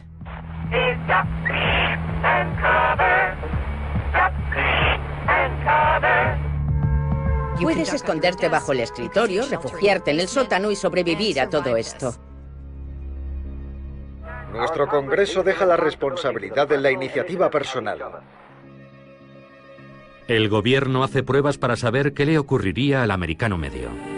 Comencemos con los refugios. Podría salvarnos la vida si estamos lo bastante lejos de la zona cero. Colocaron a una familia de maniquís vestidos con ropa de JCPenney dentro de una casa típica de los suburbios.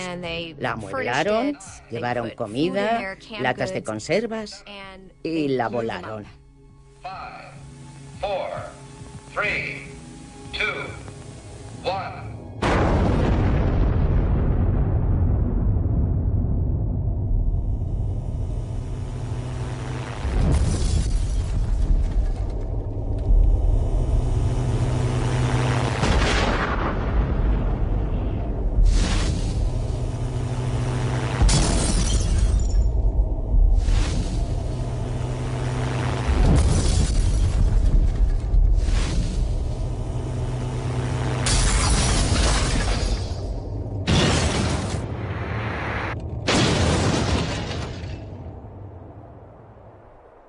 De hecho, los maniquís terminaron desmembrados de las formas más variadas. Pero la lección que Defensa Civil extraía de todo eso era que si tomabas las debidas precauciones, podías sobrevivir. Pero solo si haces lo correcto. Una casa descuidada es una casa que podría estar condenada en la era atómica. Este es el resultado del ensayo de Defensa Civil para descubrir los efectos de una explosión atómica. La casa de la derecha es un horror. Madera vieja y sin pintar. Observen todos esos papeles, hojas y basura en el patio, señales de una casa carente de cuidados. La casa de en medio perfectamente cuidada con el patio limpio. Veamos lo que sucedería en un ataque.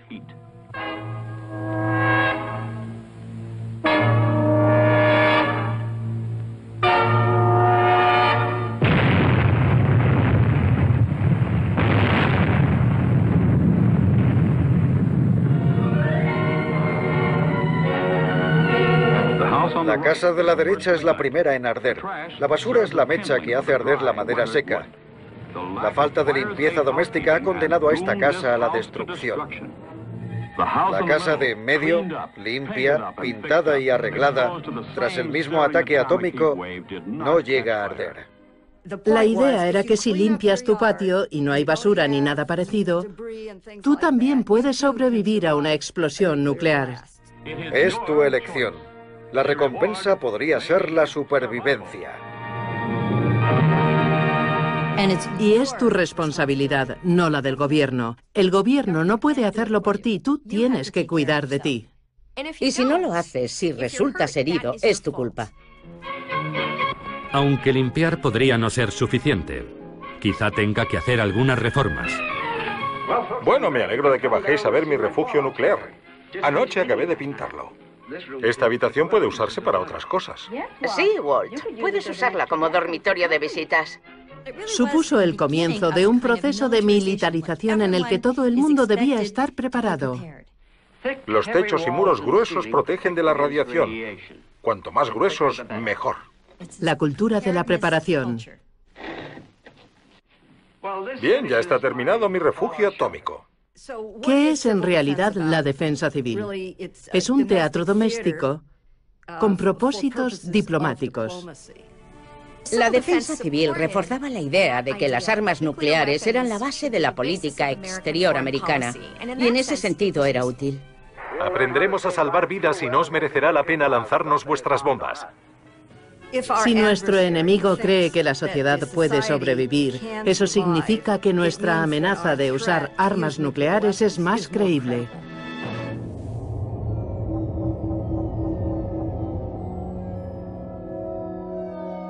Mientras el gobierno intenta convencer al público de que es posible sobrevivir a la guerra nuclear, en el Pacífico los científicos se disponen a probar el primer prototipo de lo que Edward Teller llama la superbomba, la bomba de hidrógeno. La prueba es secreta, pero se graba una película ahora desclasificada. Si todo sale según lo planeado, muy pronto veremos la mayor explosión jamás vista sobre la faz de la Tierra. El artefacto es más un proyecto de feria de ciencia que un arma, y menos una bomba que un edificio. El combustible, hidrógeno líquido, tiene que enfriarse a 400 grados bajo cero, por lo que parte de la bomba es una planta de refrigeración. Todo el complejo pesa más de 70 toneladas, y todo para demostrar que el concepto termonuclear funciona. Esta es la primera prueba a escala real de una bomba de hidrógeno. Si la reacción se produce, entraremos en la era termonuclear. 30 segundos para el lanzamiento. Colóquense las gafas protectoras o gírense. No se quiten las gafas ni miran hasta 10 segundos después del primer fogonazo.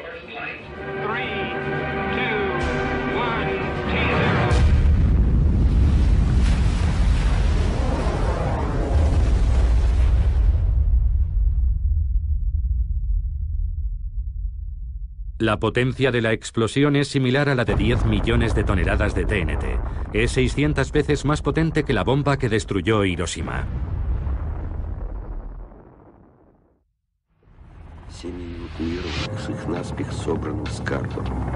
Nueve meses después,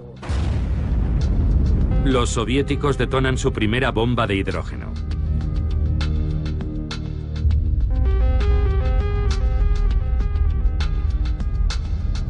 Es menos potente que la bomba H americana, pero es lo bastante pequeña como para poder ser lanzada desde un avión.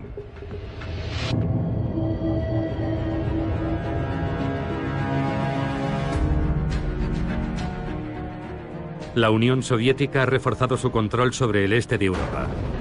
Ha conseguido la bomba atómica, apoya la guerra en Corea. Y ahora dispone de una bomba de hidrógeno transportable. Estados Unidos, en plena campaña del Terror Rojo, lanza una cruzada para erradicar a quien se pueda culpar del éxito comunista.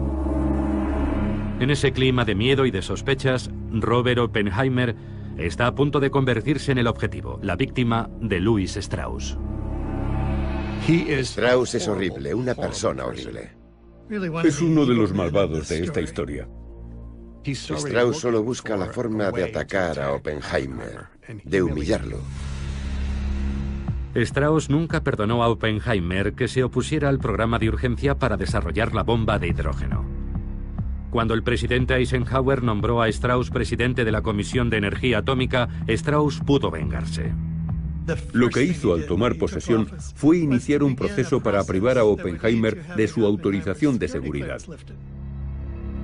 La comisión convoca una vista. Strauss elige a los jueces y al fiscal, y les proporciona informes secretos sobre Oppenheimer que se remontan a los años 30, y recurre al FBI. El FBI intervino el teléfono de Oppenheimer y el teléfono de su abogado, y Strauss pasaba toda esa información al fiscal. Es una farsa de juicio. Investigaron toda su vida paso a paso, error tras error. Algunos lo defienden, otros le atacan. Las mujeres de su vida, su pasado comunista. Y Oppenheimer se encogía, encogía y encogía sentado en aquel duro banquillo, en aquella audiencia de seguridad. El momento de la verdad llega cuando le preguntan a Edward Teller, ¿cree que Oppenheimer es un riesgo para la seguridad? Y Teller, muy inteligentemente, no dijo sí, lo creo. Lo que dijo fue, me sentiría mucho más seguro si el gobierno nunca más volviera a pedir consejo a Oppenheimer. Y aquello fue el tiro de gracia.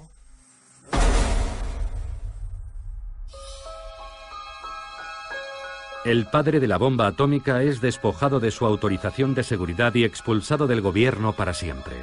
Era la época de la caza de brujas. A mí me pareció repugnante, francamente. Consiguieron justo lo que sus enemigos querían conseguir. Aquello le destrozó. Lo mató espiritualmente. Pero Teller tuvo que pagar un precio. El odio hacia Edward era tan denso que podía cortarse con un cuchillo. Creo que los colaboradores más próximos a Edward, al menos en Los Álamos, le despreciaron por ello el resto de su vida.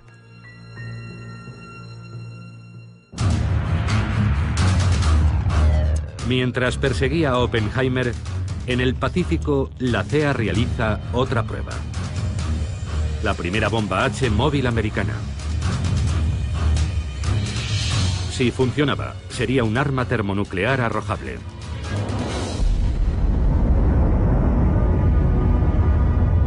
El 1 de marzo de 1954 queda demostrado que la bomba sin duda funciona, aunque demasiado bien.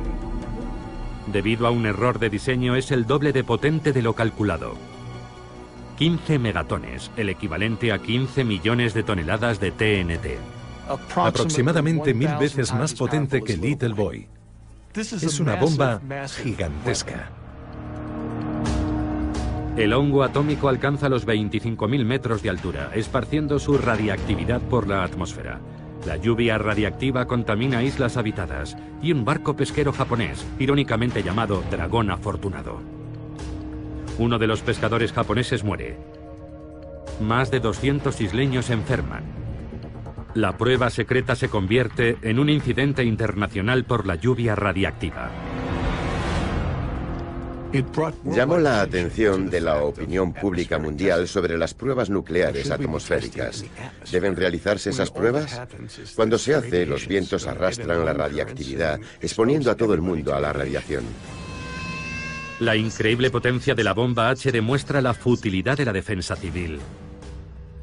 La preocupación antes de la bomba de hidrógeno era, ¿podemos protegernos? Lo que demuestran las pruebas con bombas de hidrógeno es que tal vez no exista defensa posible, salvo huir. Se calcula que en Nueva York morirían más de 4 millones.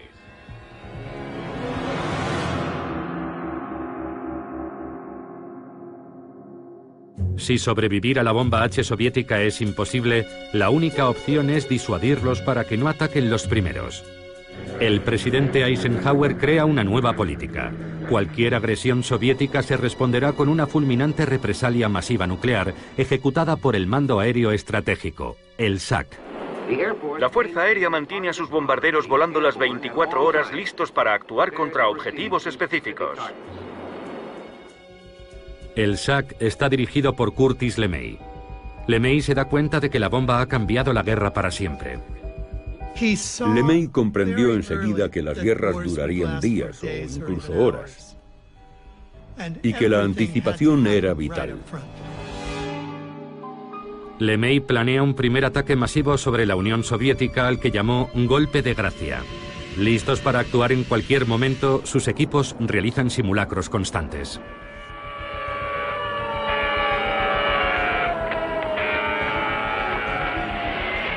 Los B-47 y B-52 despegan desde todas las bases. De repente había 90 aviones despegando desde aquella base cargados de bombas nucleares. Y no sabías si era para una misión real o no. Todo era alto secreto. No recibías instrucciones hasta que estabas volando. Y en otras 10 bases pasaba lo mismo. Los aviones se dirigían a la Unión Soviética y a menos que la Unión Soviética se retirara de inmediato, no había vuelta atrás. Este teléfono rojo activa la línea directa del SAC con sus bases en los 4 continentes. La represalia masiva supuso que la defensa estuviera controlada cada vez más por la Fuerza Aérea. La Fuerza Aérea controlaba el 47% del presupuesto nacional de defensa, y la Marina y el Ejército empezaron a pensar, será mejor que consigamos también bombas atómicas. La competencia entre los diferentes cuerpos hace que el arsenal nuclear americano crezca y se diversifique. El laboratorio de Los Álamos estaba feliz de hacerlo y los militares de pagarlo. Pedían algo y respondían, sin problemas. Las armas nucleares eran contempladas como armamento convencional. ¿Cuántos tipos podemos fabricar? Bombas grandes, pequeñas, ojivas grandes, pequeñas. Artillería nuclear para el ejército de tierra. Incluso mochilas nucleares individuales, una forma de evitar que 1000 tanques soviéticos invadieran Alemania. Un artefacto nuclear será detonado aquí 26 minutos antes del ataque.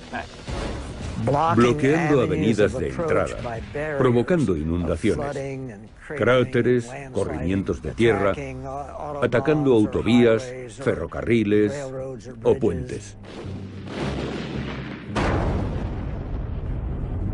Demoliciones con munición atómica. Al final, la presión por hacer una versión nuclear de cualquier cosa termina descontrolándose. Había un bazooka nuclear que probablemente era merecedor del premio a la idea más ridícula. La detonación es perfecta, liberando su letal radiación. Algunos físicos dijeron que se podía fabricar una granada de mano nuclear. El único problema era encontrar a alguien lo bastante estúpido para lanzarla. Así llega a su apogeo el arsenal atómico americano. En 1947 teníamos un arsenal de 13 bombas. En 1953 supera las 1100.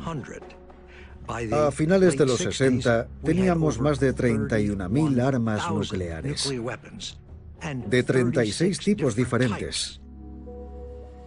Yo me preguntaba, ¿de verdad se necesita todo esto? Creo que la mayoría de los militares pensaba que sí.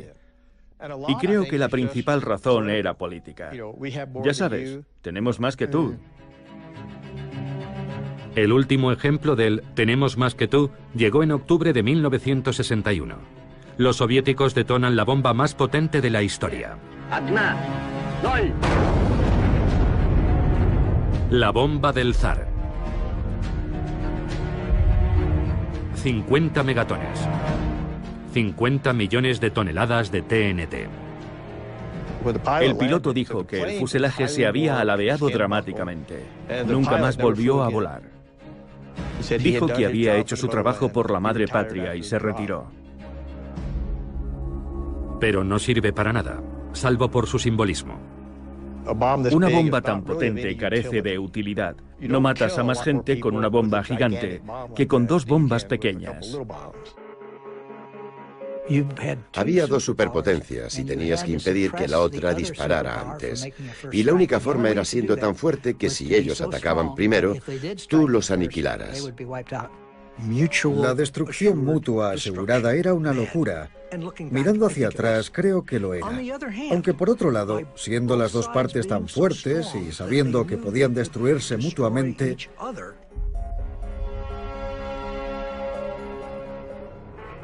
se mantuvo la paz. Hasta que estuvo a punto de romperse. En octubre de 1962, el líder soviético Nikita Khrushchev ve la oportunidad de asestar un audaz golpe en el patio trasero de Estados Unidos. Khrushchev decide desplegar misiles en Cuba para alterar el equilibrio de poder. Todavía hoy siguen apareciendo nuevos detalles sobre el juego estratégico de Khrushchev. Aún no conocemos todos los detalles, pero no eran solo los misiles. Los soviéticos planeaban crear una enorme base militar en Cuba, la base militar soviética más grande del mundo.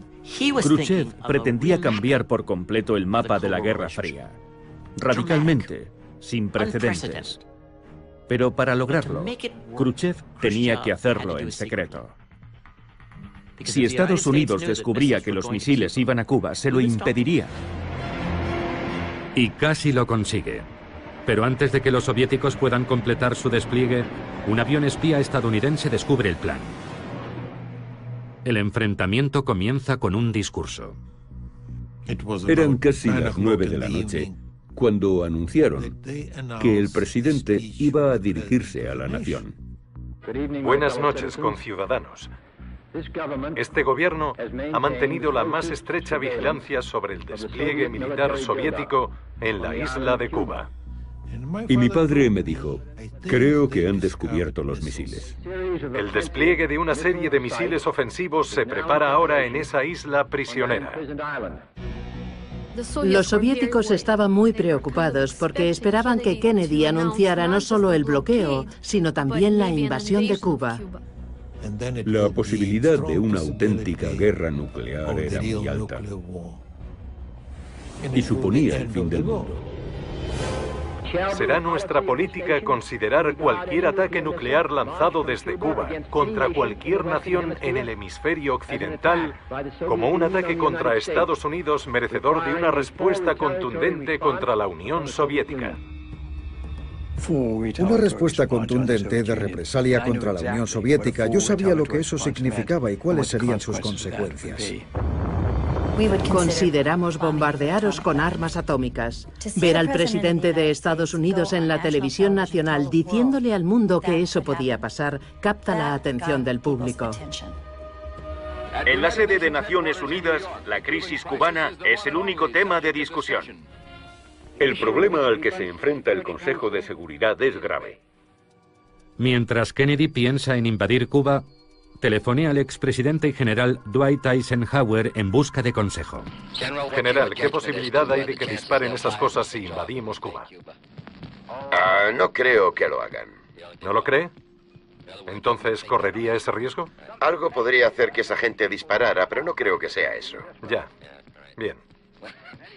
Pero yo siempre diría, mantenga a su gente muy alerta. Sí. Está bien. Kennedy no tenía ni idea de que las armas tácticas nucleares ya estaban en Cuba.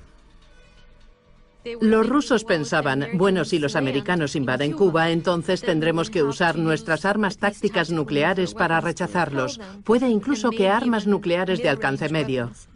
Los oficiales de misiles en Cuba tenían la autorización de la Unión Soviética para lanzar sus misiles antes que permitir que los destruyeran. Imaginemos que los marines desembarcan en las playas de Cuba y son recibidos con una lluvia de armas tácticas nucleares.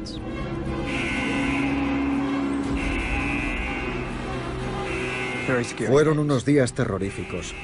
Yo estaba convencido de que iríamos a la guerra. Cada vez que entraba en aquella sala pensaba que aquel sería mi último día en la Tierra.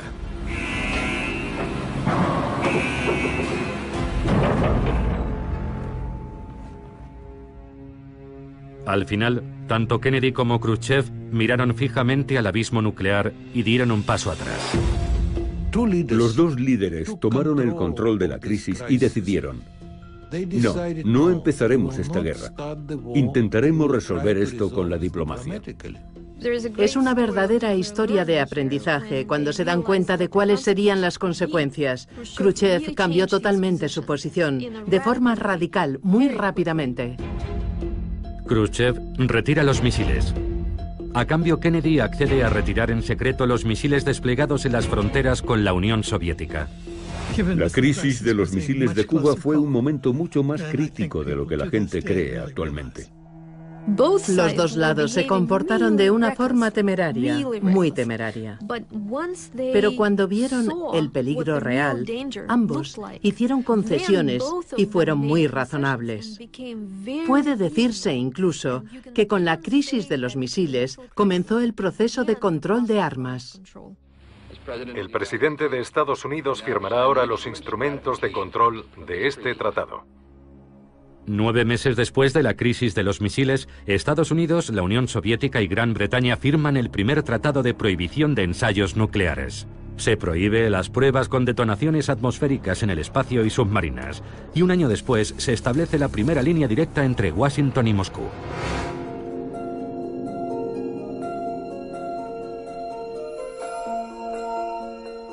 Pero incluso antes de la crisis de los misiles, las protestas habían aumentado, a menudo encabezadas por mujeres.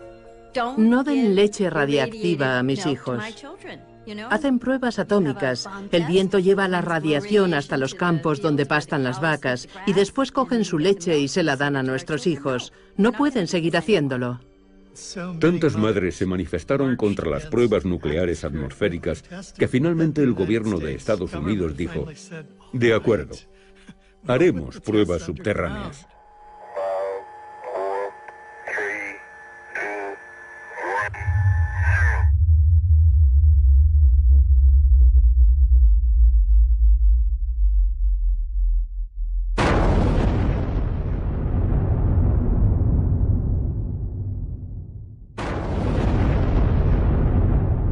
Las pruebas nucleares subterráneas mostraban el uso potencial de la bomba para cambiar el paisaje masivamente. Puede que para construir carreteras, puertos, canales. Las pruebas comenzaron en 1945 y continuaron hasta el 62.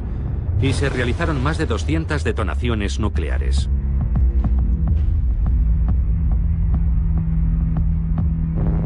Ya subterráneas, se realizaron 800 pruebas más, hasta que en 1992 Estados Unidos decide terminar con todas las pruebas. Pero los ensayos subterráneos solo fueron el primer paso. Libros y películas comenzaban a explorar lo que sería una guerra nuclear y el día después. Dramas lúgubres como La hora final, Punto límite, La oscura sátira, Teléfono rojo, Volamos hacia Moscú, o No Nukes, un documental sobre el concierto y la manifestación. El día después, una película para la televisión que vieron 100 millones de espectadores se convirtió en un auténtico acontecimiento cultural. Y Juegos de guerra, que alerta de que el único movimiento ganador en la guerra nuclear es no jugar. Lentamente pero con firmeza, el público dirige a sus líderes. Lo que comenzó en 1963 con el primer tratado de prohibición de ensayos nucleares condujo a otros acuerdos, intentos de frenar la escalada de armas nucleares. En 1986, Ronald Reagan es presidente de Estados Unidos, George Shultz, su secretario de Estado.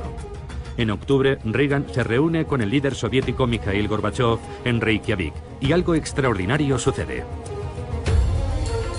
El presidente Reagan estaba sentado en un extremo de la mesa y yo a su lado. Gorbachev estaba en el otro extremo con Shevardnadze y hablamos de eliminar las armas nucleares.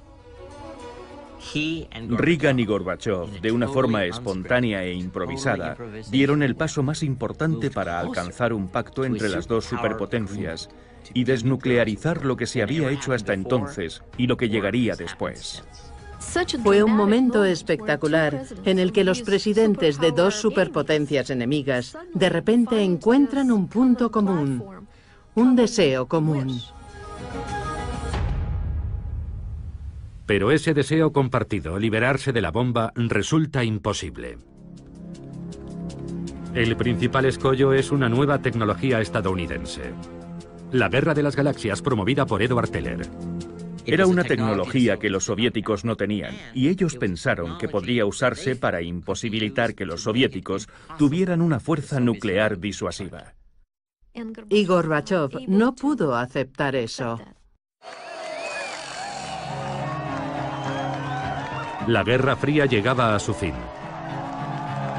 3 años después de Reykjavik cae el muro de Berlín. En 1991, Mikhail Gorbachev disuelve la Unión Soviética. Todo sin haberse usado la bomba. Nos libramos por muy poco. Hubo un par de momentos críticos en el camino y... la verdad, creo que tuvimos suerte. Estos dos países fueron capaces de terminar con la confrontación más peligrosa y prolongada de la historia. En el punto álgido de la carrera armamentista nuclear, la Unión Soviética y Estados Unidos sumaban juntos más de 60.000 armas nucleares. Es una absoluta locura. Y cuando pase el tiempo suficiente y miremos hacia atrás, lo veremos como un momento de absoluta locura de la humanidad. La capacidad destructiva en ambos lados superaba el 5000%. Hubiera sido una catástrofe definitiva y, a pesar de todo, funcionó. La bomba es lo que hace que todo este ciclo, la Guerra Fría, no se convierta en una guerra abierta. Sin la bomba, en algún momento habría estallado la guerra. El legado de la bomba fue que realmente cambió la naturaleza de la política global. Las reglas cambiaron por completo. La bomba obligó a los políticos a comprender que no se podía ganar la guerra. Porque si empezabas la guerra, podías perder más de lo que podías ganar. Hoy, además de Estados Unidos y Rusia, 6 naciones más tienen la bomba, además de Sudáfrica, que la tuvo y renunció a ella, e Israel, que no ha confirmado ni negado tenerla. No tenemos control sobre ellas ni sobre lo que pueden hacer con ellas. Los más alarmantes son India y Pakistán. Algunos expertos creen que una guerra nuclear, incluso limitada entre India y Pakistán, sería catastrófica para todos.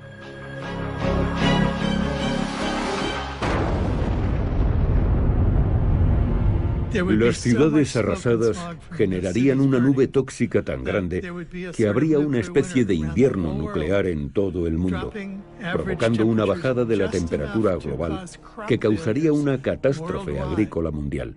2.000 millones de seres humanos morirían de hambre. La gente no entiende el peligro. No entiende que la probabilidad de que eso ocurra es realmente elevada y no comprende su magnitud. Hace 70 años, unos cuantos garabatos en una pizarra abrieron la puerta a una nueva realidad.